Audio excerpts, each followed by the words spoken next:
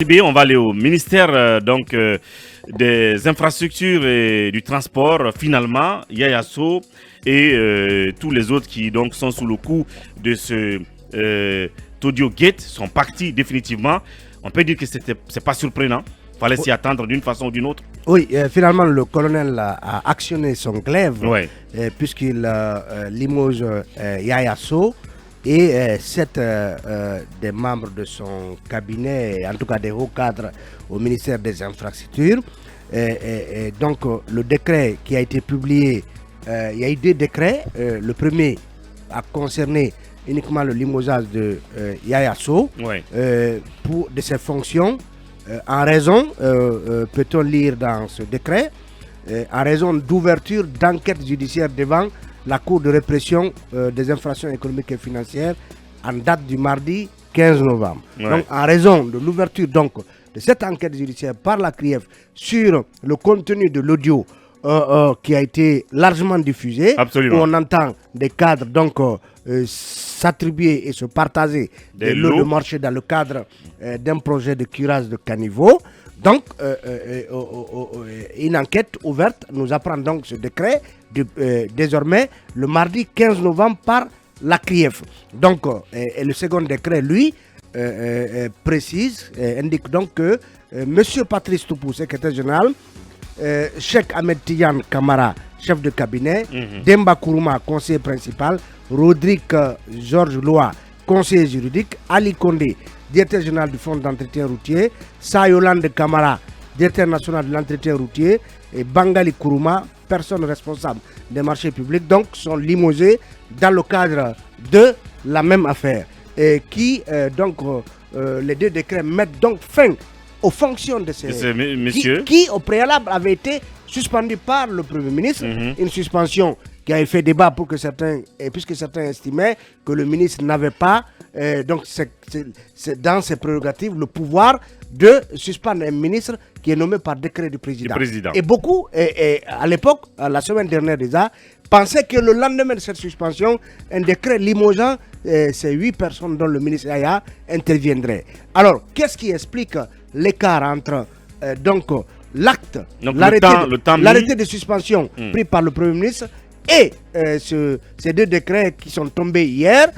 On se pose des questions, mais on le sait, la gendarmerie avait déjà, en tout cas la direction des investigations judiciaires avait déjà reçu les 8 concernés et qui les a auditionnés. Est-ce que ça, le fait pour le décret de préciser qu'une enquête judiciaire est ouverte désormais au niveau de la CRIEF, est-ce que ça veut dire que la gendarmerie a déjà déposé les PV des auditions de ces messieurs au niveau de la CRIEF et que finalement, on se pose cette question, est-ce que finalement des faits concordants sont réunis et qui ont fini par convaincre le colonel qu'il y avait matière ils sont tous mouillés là-dedans. Il y a matière à les dégommer. Donc c'est la question à se poser, peut-être pour préciser que déjà, quelques instants, en tout cas, et Charles Wright est rentré en action. Décret, voilà, il y a eu ce communiqué de Charles Wright qui demandait des poursuites contre les 8. Et parce qu'il dit quelque part, et c'est ce qui a retenu mon attention, au nom des valeurs de la justice, l'impartialité, l'intégrité, la redevabilité et la rigueur, il sera injuste, voire incohérent de passer sous silence la dénonciation des faits reprochés aux mises en cause en se limitant à une simple enquête administrative. Si l'enquête administrative vise à déterminer la faute commise, celle judiciaire doit aboutir forcément à la détermination de sa responsabilité pénale ou pas.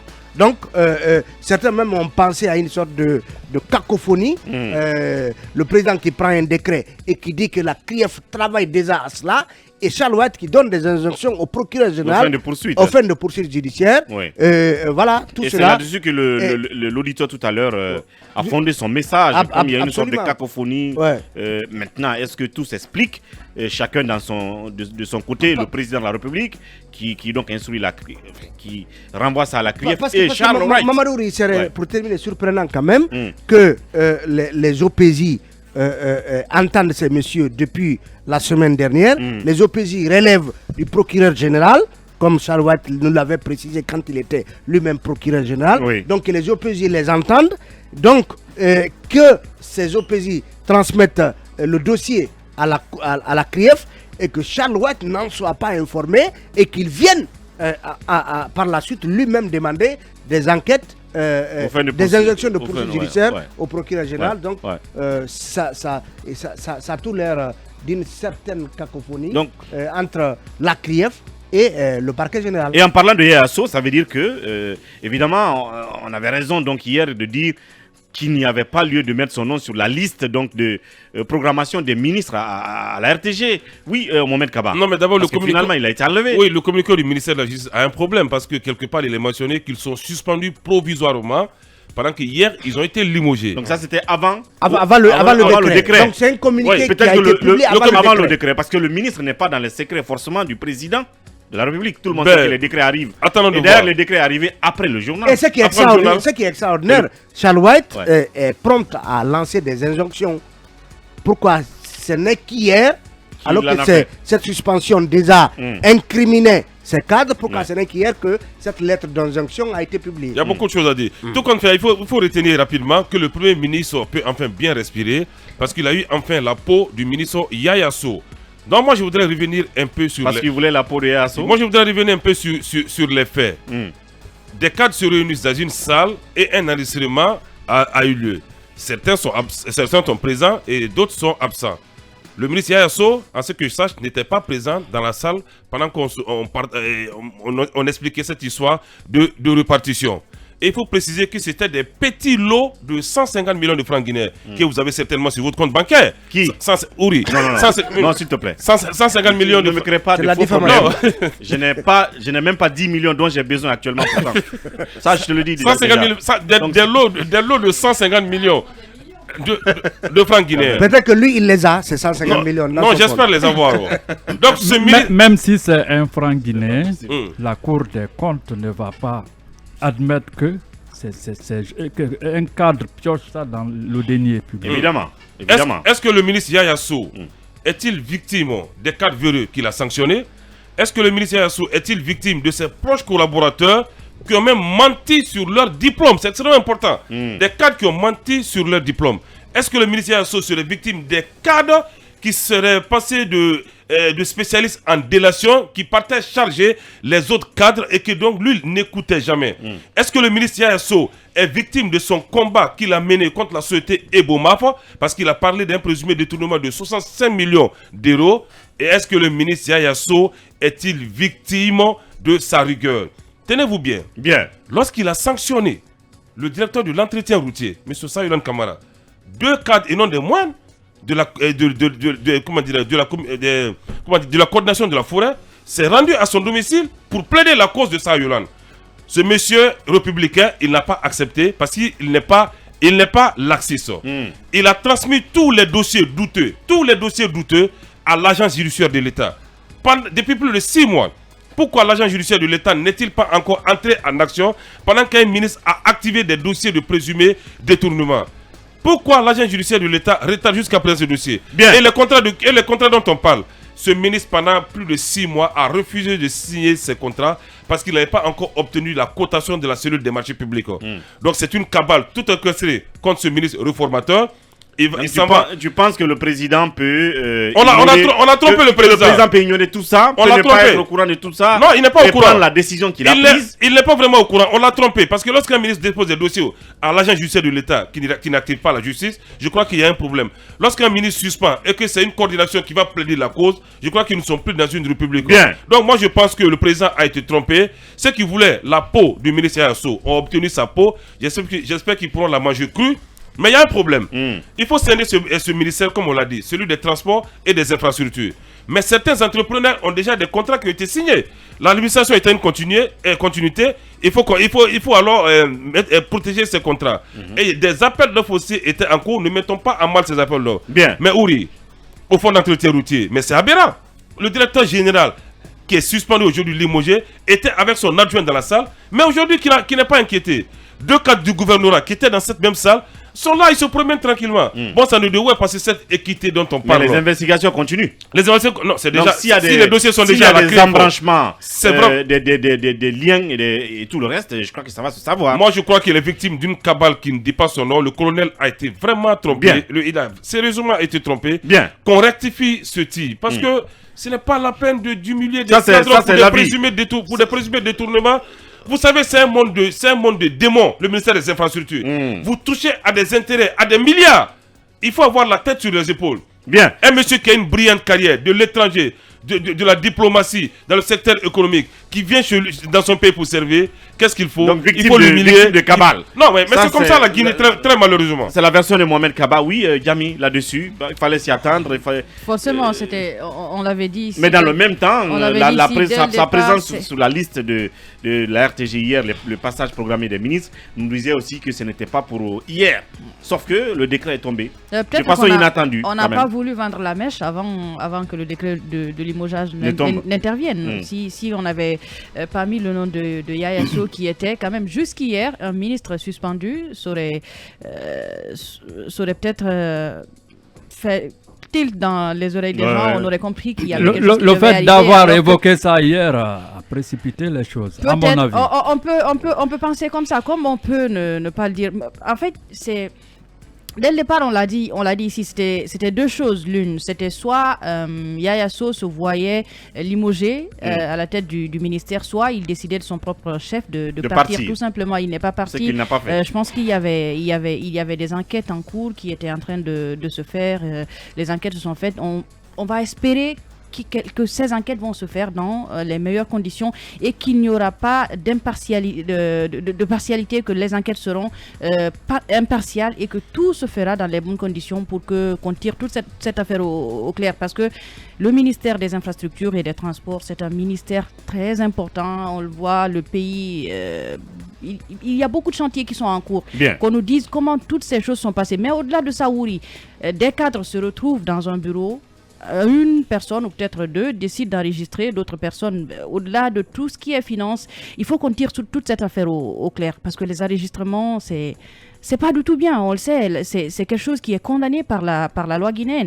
Quand on vous enregistre à votre insu, vous avez la possibilité de porter plainte, mais que jusque-là, on ne sait pas qui a enregistré. Il faut que cette affaire aussi soit tirée au clair pour qu'on arrête de faire ce genre de choses, tout simplement. Toujours est-il que cet enregistrement met au grand jour voilà, une tradition de scandale, de corruption, de partage de marché. N'empêche qu'il est illégal. Et c'est ce qui a pris le dessus en fait sur l'enregistrement. Il va certainement aider à tirer au clair tout cela, mais c'est un enregistrement illégal. On le voit dans des procès quand parfois vous versez un enregistrement aux pièces pour une procédure.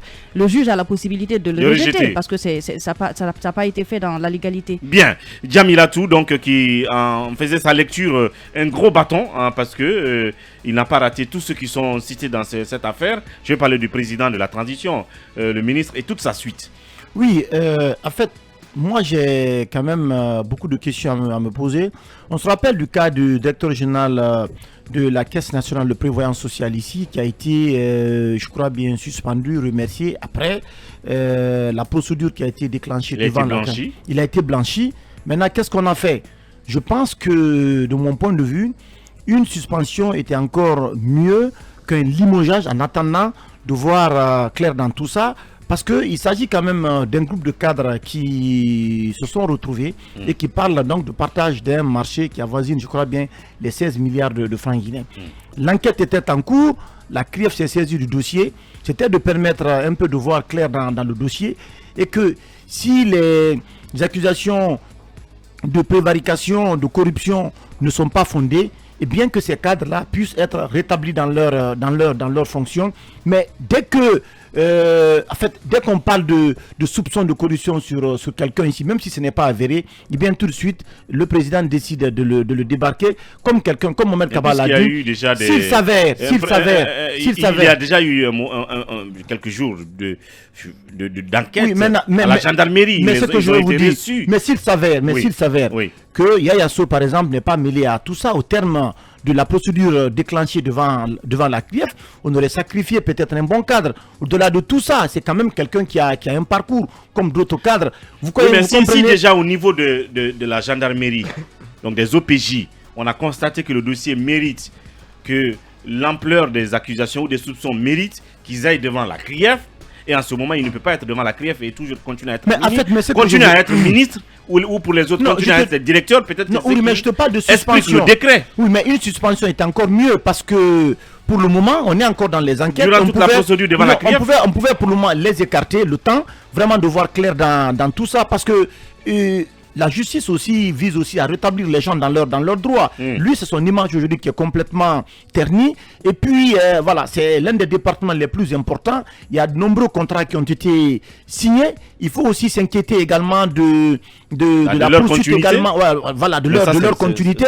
Parce que ce qui va se passer, le nouveau ministre qui viendra va essayer donc de mettre peut-être un pied sur tout ça. Des gens ont signé des contrats pour des montants, pour plusieurs milliards de francs guinéens. Donc, on jette le soupçon sur tout le monde et je pense que c'est un gros souci aujourd'hui. L'enregistreur même parce que celui qui a procédé à cet enregistrement illicite, lui aussi certainement a été débarqué parce que quand même c'est ce groupe qui s'est retrouvé. Donc c'est une situation malheureuse. Encore une fois, il faut que les gens arrêtent de faire donc des enregistrements de ce genre à l'insu de... Parce que c'est une mauvaise pratique, ça plonge tout le monde. Oui, mais dans le même temps, sans cet enregistrement, est-ce qu'on aura su que cette pratique existe? Non, mais quand même, il y a quand même des missions d'audit. C'est la question que je pose. Non, il y a quand même des missions d'audit et de contrôle. Qui n'auraient jamais pu découvrir ce genre de situation. Ce genre de scandale. Non, il y a des missions d'audit et de contrôle qui sont effectuées. Et puisqu'on a demandé également au ministre de passer à la télévision nationale de défendre leur gestion, il y avait quand même la possibilité de voir un peu clair dans tout ça. Bien. La volonté du président de la transition de faire, de lutter contre les détournements de fonds dans ce pays, la course illicite à l'enrichissement illicite, tout ça c'est bien. Mais encore une fois, quand vous voulez prendre des décisions comme ça, il faut s'assurer que vraiment vous êtes muni de tous les garde-fous nécessaires avant de prendre un tel décret pour limoger vraiment des cadres. Dans les méthodes de la police et tout le reste, est-ce que les enregistrements ne sont pas des méthodes de travail? Je ne sais pas. À un moment donné, est-ce que ça ne peut pas livrer la véracité de certaines pratiques dont on ne soupçonne pas du tout, je veux dire, puisqu'on incrimine tant et tant cet audio, pourtant, qui a mis au grand jour cette situation. Ce sont des méthodes de barbouzerie. Les barbouzes, ils utilisent de ces méthodes. Il y a même des bâtiments qu'on peut, comment dirais-je, incruster des micros.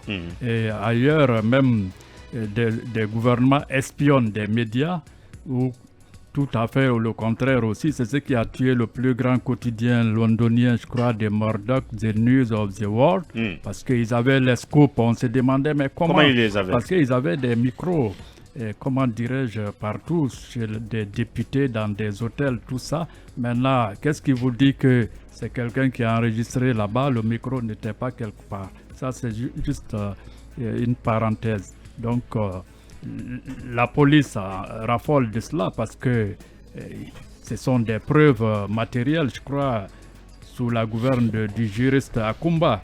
Ou bien... Et enquêteur. Que, voilà. C'est quand même déplorable que M. Yaya Sow sorte de la piste de cette façon-là. De cette façon-là, ce cadre qui, ma foi, je l'ai entendu dans des... Ils l'ont vendu. Quoi? Ils l'ont vendu. Non, laissez la justice faire son travail. Parce que moi, jusqu'à preuve du contraire, De Gaulle disait que les hommes sont quand même les hommes. Donc rien ne peut... Monsieur Yaya Sow, il est avant tout un Guinéen, il a beau travailler à l'international, tout ça. Quand tu reviens en Guinée, c'est autre chose. Les pratiques qui sont là, c'est endémique. Absolument. Voilà, donc... même pandémique. Justice, voilà. Oui. Laissons la justice. Akumba là-dessus pour terminer. Pas surpris ou surpris? Moi, je ne suis pas surpris parce que si vous vous rappelez, quand on a abordé ce sujet pour la première fois ici, j'avais dit que M. Yaya Sow avait intérêt à démissionner. Absolument. Et à aller se défendre. Il avait intérêt à démissionner parce qu'il faut défendre sa réputation, protéger sa réputation comme la prunelle de ses yeux. Et je pense qu'il a attendu d'être limogé. Ce n'est pas grave. La procédure judiciaire continue. Certainement qu'il pourra c'est défendre jusqu'à laver son honneur. Sauf que j'ai l'impression qu'il y aura un autre duel dans le duel. Un autre duel parce que vous êtes surpris de voir l'injonction aux fins des poursuites judiciaires signée par M. Charles White contre les personnalités incriminées dans cet audio-là. Et j'imagine que la mise en œuvre de ces injonctions de M. Charles White irait peut-être vers l'engagement de notre service pour enquêter sur le dossier alors que le dossier est déjà à la gendarmerie. Parce que vous pouvez vous rappeler quand même qu'entre la gendarmerie et le parquet général de Conakry, ce n'était pas le parfait amour. Ce n'était pas le parfait amour. Alors, je pense il est possible que soit l'ORDEF ou la CENTIF ou encore les services de police judiciaire soient saisis de ce dossier pour mener des enquêtes alors que les enquêtes sont déjà en cours au niveau de la gendarmerie. Et vous savez que dans cette équipe de la direction des investigations judiciaires de la gendarmerie, il y a des officiers de la police judiciaire qui avaient été suspendus, dont leur statut d'OPJ avait été suspendu par M. Charles White, d'autres avaient été même poursuivis devant la cour d'appel sur instruction de M. Charles White. Donc, ce qui rendrait fragile l'opinion de cette direction générale des investigations judiciaires de la gendarmerie. Et je verrais mal que M. Charles White fasse des injonctions et qu'il ramène le même dossier au niveau de la même gendarmerie où il a suspendu des OPJ, où il a poursuivi des OPJ, et pour que ceux-là, en tout cas ceux-là siègent toujours dans le même service, pour que ceux-là lui fassent un travail d'enquête approfondi. C'est pour ça que je dis qu'il y aura le duel dans le duel. Bien.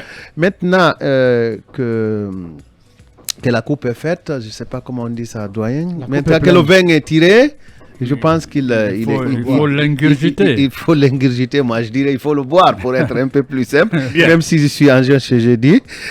Mais une fois encore, M. Yaya Sow est tombé dans un piège purement guinéen. Un piège purement guinéen. Et il s'est laissé faire parce qu'il a été assez fragile et il a montré qu'il est fragile. C'est-à-dire qu'un ministre qui a la capacité d'avoir au moins, permettez-moi le mot, que les auditeurs m'en excusent, qui a la capacité d'avoir au moins autour de soi 5 ou 6 escrocs, des petits qui tournent autour de toi, qui ne soient pas au courant... Des espions, quoi. Bon, moi je dis, bon, disons comme ça, bon, espions, parce que ça va le faire encore, ça va les blesser encore. Qui ne soient pas capables d'être au courant de ce qui se trame contre soi, même dans son département, je pense que ça a été... C'est assez léger. Mais de toutes les façons, rappelez-vous qu'il est venu bitumer toute la République de Guinée ici, en studio. Et il me paraît qu'il est allé... Il faut toujours faire moins que le chef. Il faut toujours parler moins que nécessaire. Et je pense que le fait qu'il soit brillant est difficile à contester. Même pour quelqu'un de mauvaise foi. C'est très difficile de le contester et de le prouver. Mais de toutes les façons, il a été fragile et il s'est laissé fragiliser. Et finalement, il s'est offert en un plateau d'or. Voilà ce qui est... Peut-être, Mamadou, deux choses. C'est qu'il faut souhaiter que cette décision du président fasse tache d'huile. Absolument, c'est ce que je voulais dire. Parce qu'aujourd'hui, il est vrai que Yaya Sow et compagnie ont été d'abord suspendus, il y a eu cet audio. Mais le président, il a tous les services de l'État qui lui rendent compte de ce qui se fait. Il y a les services de renseignement qui l'informent, il y a l'ORDEF qui l'informe, il y a la CENTIF qui l'informe, il y a plein d'autres organismes qui lui envoient des rapports. Est-ce que Yaya Sow et compagnie ont été dégommés parce qu'un audio les a dévoilés à l'opinion? C'est ce qui fait qu'on les limoge pour donc se débarrasser de ses collaborateurs gênants. Et alors que de l'autre côté, il y a des rapports qui parviennent au président de la transition qui incriminent certainement d'autres hauts cadres et pourquoi pas des ministres dans d'autres situations. Donc, que ce soit via un audio ou via des rapports crédibles des organismes de l'État, le président doit, au nom de l'équité dont on parlait tout de suite, doit, s'il a d'autres situations incriminant d'autres ministres, se débarrasser de ces gens-là au nom justement de sa détermination, au nom de sa détermination à ne tolérer aucun acte de corruption, aucun acte de détournement sous le CNRD. Parce qu'il y a encore, Mamadouri, on peut même mettre sa main au feu, il y a encore des indélicats au sein de son gouvernement et dans l'appareil d'État qu'il a lui-même nommé et dont il est certainement informé des agissements contraires à l'orthodoxie financière. Des dossiers dont dispose Akumba Forcement que nous allons déballer ici. Pour terminer là-dessus. Oui, en fait, je voulais dire que ce qui est arrivé à Yaya est très dommage parce que c'est quand même, comme Akumba vient de le rappeler, c'est quand même quelqu'un dont les compétences aujourd'hui ne sont pas à contester. Donc quand on vient avec la volonté de servir le pays... Mais si en même temps vous êtes mouillé dans les partages de marché... Non, justement, mais rien ne le prouve. Parce que l'audio, lui, n'était pas là et puis c'est des gens qui ont tenté de le citer.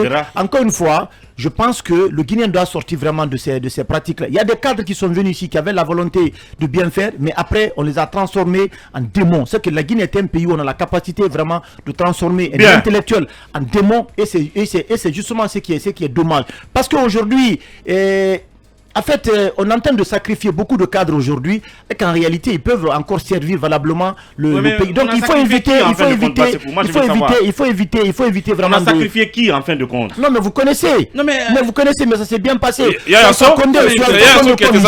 on sacrifie des cadres ici qui viennent avec la conviction notamment de servir vraiment le pays. On rentre dans des petites combines qui n'ont rien à voir avec vraiment les. Et tu sais, Mamadou, selon nos informations, il y a des ministres, quand ils ont été nommés, ils auraient contacté leurs prédécesseurs pour leur demander des conseils par rapport à comment fait-on pour se faire de l'argent. Et il y a un ministre qui le fait jusqu'à présent, qui demande des conseils à l'ancien cabinet du ministre qu'il a remplacé. Pour faire quoi? Oui, pour donner des conseils. Des recettes, bien sûr, pour qu'on lui donne des recettes. Des conseils administratifs. Comment on fait pour avoir de l'argent sans se faire prendre? Quelles sont les subtilités, les techniques? On le sait.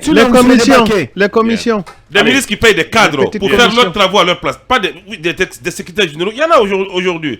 Et tenez-vous bien. Non, ça, c'est pas mauvais. Non, il doit lorsque vous êtes nommé, s'entourer de compétences. Non, vous payez. Alors qu'il y a un cabinet. D'autres gens pour faire votre travail, pour cacher votre carence. Et ça, c'est très grave. Et au ministère des Travaux. Non, ça veut dire que vous êtes intelligent parce que vous êtes conscient de vos limites et vous cherchez les compétences. Oui, mais si vous avez les mêmes compétences moi, je passe tout mon temps à poser des questions à des gens pour qu'ils m'aident à comprendre. Mais comment, si vous avez les mêmes compétences dans votre cabinet, pourquoi vous laissez ces compétences pour aller justement faire recours à des personnes ressources, alors que ça veut dire que vous avez des choses à cacher et vous ne voulez pas que le cabinet en soit informé. Voilà, l'autre question qu'on se pose, est-ce que ce sont les intérimaires qui monteront, qui prendront les différentes places, ou est-ce que on en nommera d'autres, on reste là-dessus, bien entendu, puisque c'est encore le vide. Est-ce que comme Mohamed aime le dire, c'est la saison des sacrifices qui s'ouvre pour les places laissées pour l'instant vides. En attendant, justement, ça reste un signal, comme Talibé l'a dit, que Mamadi Doumbouya envoie à tous les autres qui sont dans les différents niveaux de responsabilité, ministres, directeurs, jusqu'en bas de l'échelle, qui seront mouillés dans d'autres affaires, peut-être à se voir débarquer et pourquoi pas poursuivis. Pour l'instant, on passe à notre dernier sujet.